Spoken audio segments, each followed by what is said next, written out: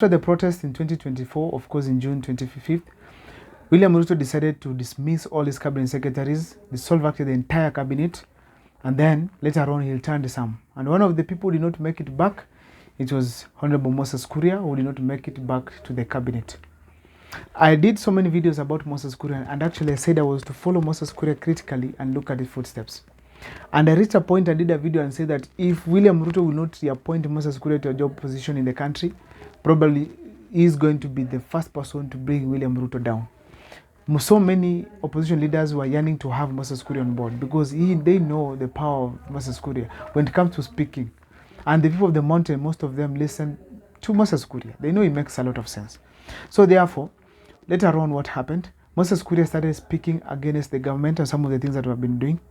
He started speaking so many things, and later on, Moses Kuria was reappointed into the cabinet by becoming one of William Ruto's chief economic advisors. Now, since then, Moses Kuria has been quiet. Why am I doing this video here today? I'm asking, where is Moses Kuria? Why I'm asking this? Moses Kuria said in Molo that he cannot allow, small or Subukia, he cannot allow any leader from the mountain to forward an impeachment motion against Rigathi Gachagua. They cannot allow, despite his differences with Rigathi Gachagua, they cannot allow Rigathi Gachagua to be impeached. It didn't take long after that, Moses Kuria was taken into the government to work. And since then, he has been quiet. Not speaking about anything to do with impeachment, not treating the youth to do. Now he's quiet. He has to start praising the government again. William Ruto is such a smart man. He ensures that he has tamed you to the best level that he can. Very simple as that. Now, Moses Kuria has been tamed by William Ruto. Why am I saying so? After Moses Kuria has been sacked by Gachagua, because personally I say, Gachagua ensured that Moses Kuria is out of work. Moses Kuria got to become a free man, started campaigning across the country, the mountain region, speaking right, left, and center. And one of the things that he was doing was showing how rotten the government is. He actually said that in government, as long as you have a good idea, someone tells you stop it. It was fanya sahi. No. Keep that one for now. Who could tell the cabinet secretary to do that? It's simply the orders from above. Either Farouk Bet, the president himself, or the deputy president, or people who are around the president as the advisors. So that means Moses Kuria started exposing the rotten part of Ruto's government. And the only way to tame him is to have him back to government so that he can keep quiet and concentrate in his work. So far, we don't know what he's doing. We don't know where the economy is going to get better as far as Moses Kuria is concerned. But to be specific here, Moses Kuria was tamed to stop speaking much and to also stop what you call the impeachment calls. He was speaking all over that if he cannot allow Gachagua to be impeached, and that means Gachagua has been impeached. Where was Moses Kuria when Gachagua was being impeached? From the National Assembly, which means he was tamed by William Ruto himself. I think I want to say here is this. Now, as we speak today, who is left from the mountain? It was Moses Kuria who was actually a bit powerful. He's a bit powerful than Kindiki, unless Kindiki is given power by government, maybe police and state officers and such things. Politically, Moses Kuria was the most powerful, I think, in Ruto's government back from the mountain. Because every time we had Rigathi Gachagua do something wrong, the person that was to answer him was who? Moses Kuria himself. I remember a certain time even he gave 10 points on a newspaper where they were in form of questions. And of course, we had Rigathi Gachagua supposed to respond to them. Some of the accusations that he made there was the issue to do with the party. They do that Rigathi Gachagua refused, they could not form a party. The issues to do with there are so many things that he covered. Actually, there were 10 of them, and I've done a video on them. So that means Moses Kuria, he had issues with Rigathi Gachagua before. But whenever the impeachment motion was mentioned, Moses Kuria said he could not allow it. Until William Ruto saw now, who could be the problem here? We cannot arrest or abduct Moses Kuria the way we did with the gentleman called Waititu. But we can appoint him to keep quiet.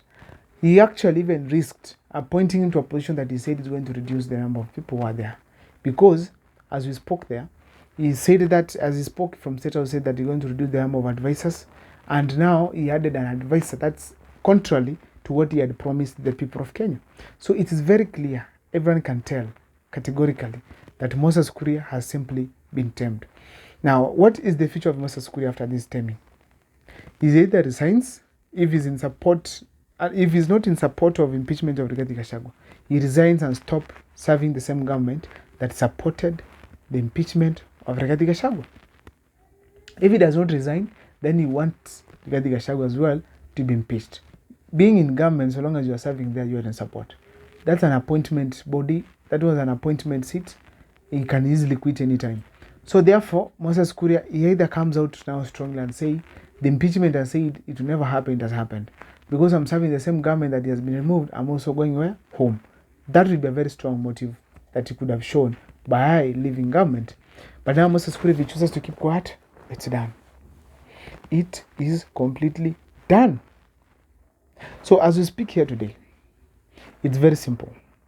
The mountain people have to call their house to order, sit down, because even their last soldier, Moses Kuria, has eventually been tamed, and there's nobody that's going to speak.